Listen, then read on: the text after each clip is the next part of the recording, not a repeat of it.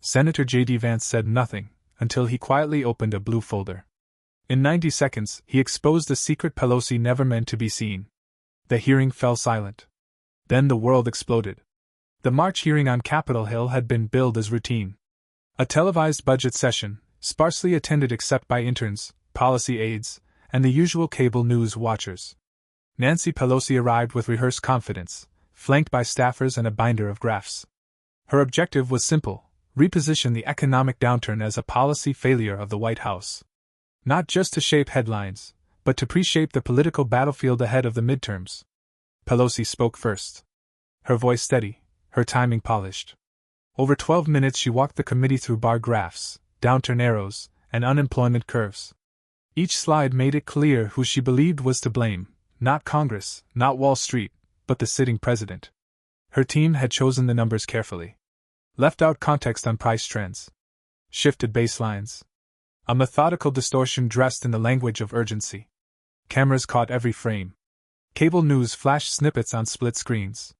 Online outlets had pre-written pieces ready for the moment she finished.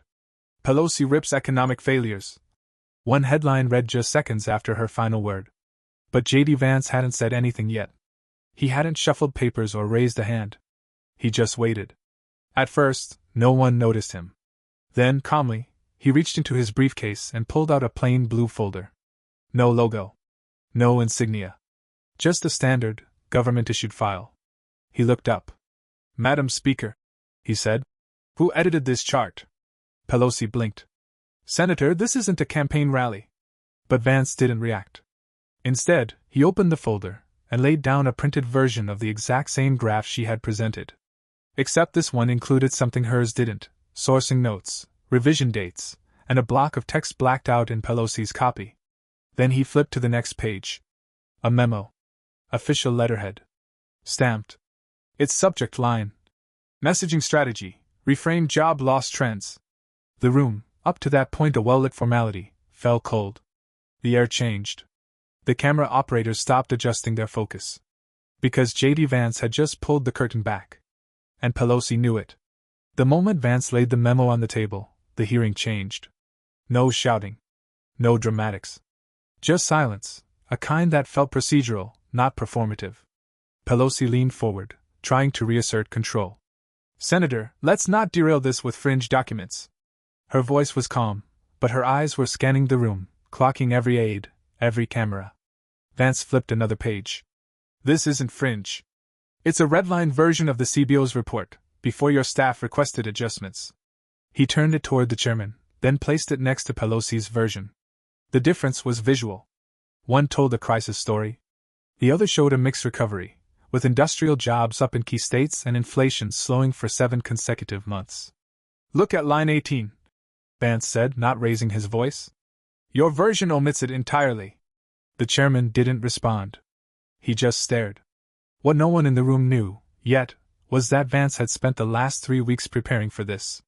Working late with economic researchers, tracking every public release and internal version. His staff had filed quiet FOIAs. Nothing viral. Nothing loud. Just methodical work. And now, that work had converged into this moment. C-SPAN cameras zoomed in on the documents. Reporters in the press gallery stood. One from Politico left the room. Then Vance held up a flash drive. "I'm submitting a second document to the committee," he said. "It includes a memo from the Department of Labor confirming that requests were made, by the Speaker's office, to reframe employment data in the last 3 economic releases." Gasps this time. Not performative ones. Real ones. Pelosi spoke again, tighter this time. "This is a hearing, not a courtroom." But no one was looking at her now. On screen, the flash drive was labeled Public Report Alterations, Internal Calm Jan, February.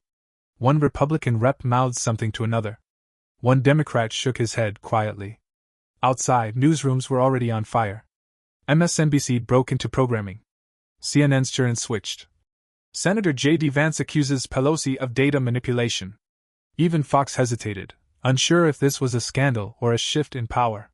Then came the quote. Vance looked straight at the camera. "Cherry-picking numbers isn't truth. The American people deserve the whole story, not just the part that helps someone win a news cycle." The gavel slammed for order. But the story had already escaped the room. Within the hour, every news cycle had one name at the center: JD Vance. The video of him dropping the flash drive played on a loop. Social media feeds filled with side-by-side comparisons of Pelosi's chart and the one from the blue folder. By evening, #Datagate was trending in 5 countries. The memo, obtained by Politico and later confirmed by Axios, detailed language from Pelosi's staff. Avoid positive employment metrics in early 2024. Emphasize consumer stress. Push food and rent burdens. The phrasing wasn't illegal. But it wasn't neutral either. This wasn't analysis. It was spin, documented in emails marked internal use only. Pelosi's team responded fast. A written statement hit inboxes before the 6 p.m. news. These are standard communications practices, not manipulation. But the wording landed flat.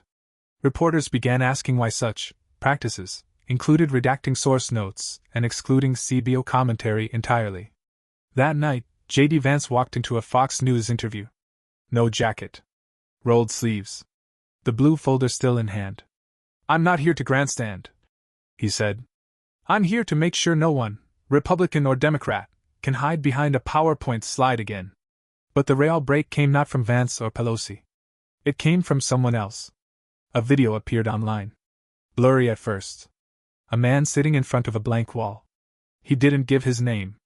But he showed his badge, a verified House Budget Committee contractor. "I was the one told to remove the CPI context," he said, voice steady. "They wanted the data sliced to create panic. They said full context would confuse the narrative." 5 million views in 3 hours. Within minutes, major networks confirmed his identity: a mid-level civil servant, no political donations, no media presence. Just someone tired of being told to reshape reality. And just like that, Pelosi's office was in crisis. 2 aides stopped taking press calls. A third left the building in tears, refusing to speak. An emergency staff meeting was called before sunrise. Inside, according to one leak, Pelosi asked, "Who flipped?" JD Vance didn't say a word publicly the next day. He didn't need to. The story had left his hands. This was no longer just a hearing. It was a reckoning. And Washington wasn't ready for it. By morning, cracks inside Pelosi's coalition were no longer subtle. 3 moderate Democrats called for a private caucus meeting, away from leadership.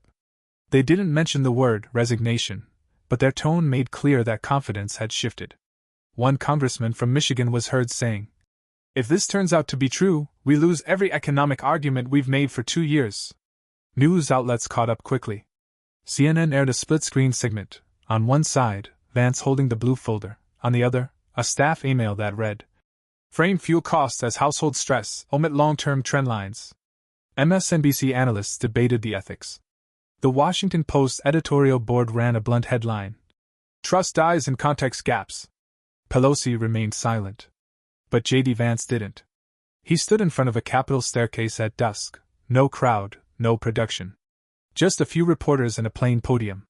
"This isn't about Pelosi," he said. "It's about what happens when messaging replaces governance. I don't care who does it. I care that it stops." That sentence played on every major channel that night. Then came the next shock. Another whistleblower stepped forward. Not in video, but through a sworn letter to the Senate Oversight Committee. She had worked with Pelosi's communications team. Her letter confirmed that certain economic charts were altered after being flagged as visually unhelpful. She attached early drafts to prove it. One file showed a graph of housing recovery, completely omitted from the final presentation. The letter leaked within hours. Pelosi's press team issued a second statement. More defensive this time. "The Speaker has never instructed staff to falsify data. Economic messaging is inherently complex and subject to discretion." But that phrasing, "subject to discretion," was a mistake. JD Vance responded the next morning in 6 words. "Facts aren't discretionary. They're either true or they're not." The quote went viral. Then, in a quiet room 2 floors above the Senate floor, a bipartisan group met off record. 2 Democrats. 4 Republicans. No press allowed. But the outcome leaked anyway. A draft bill was in the works, requiring full sourcing, context explanations, and unedited data in all economic reports released to the public. The name? The Economic Transparency Act. Written across the top of the draft. Proposed by Senator JD Vance. The Economic Transparency Act wasn't flashy. No viral slogans. Just 6 pages of clear rules. All economic data released by Congress or executive agencies must include original charts, source notes, and documented revisions. Nothing could be redacted without justification. It sounded procedural. But to Washington insiders, it was radioactive. Pelosi's team tried to get ahead of it. They leaked internal talking points to reporters, calling the bill a political stunt built on manufactured outrage. But that framing failed, because now the bill had co-sponsors. Not just Republicans. 2 House Democrats joined publicly. One, from Arizona, appeared on CNN and said flatly, "I didn't run for office to help obscure facts. If people are losing trust, we earned it." Meanwhile, JD Vance's numbers surged. Not just polling. Public trust.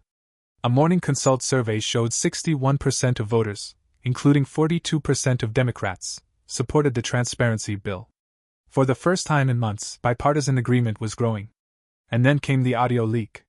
It was a staff meeting recording, sent anonymously to 2 reporters. In it, Pelosi's chief of staff can be heard saying, "We can't show the real numbers. It'll kill our messaging." The room fell quiet after the line. Then someone added, "Let's just tighten the language. Stick to kitchen table stuff, groceries, fuel, rent. Avoid macro." The clip aired within 12 hours. Pelosi still said nothing. Her office released no denial, only a line about staff discussing communication strategy. But by then, even progressive voices were backing away. A podcast host who had campaigned with Pelosi in 2020 said, "I can't spin this. It's not defensible." JD Vance didn't gloat. He held a short press conference with the 2 Democratic co-sponsors of the bill. No podium branding. Just a stack of folders. "Every time someone says this is about winning," he said, "I ask, what about the people who already lost? Lost jobs, lost faith, lost trust. They're the reason this bill exists." The moment went quiet. No one clapped. No headline screamed. But something had shifted. For once, Washington wasn't spinning.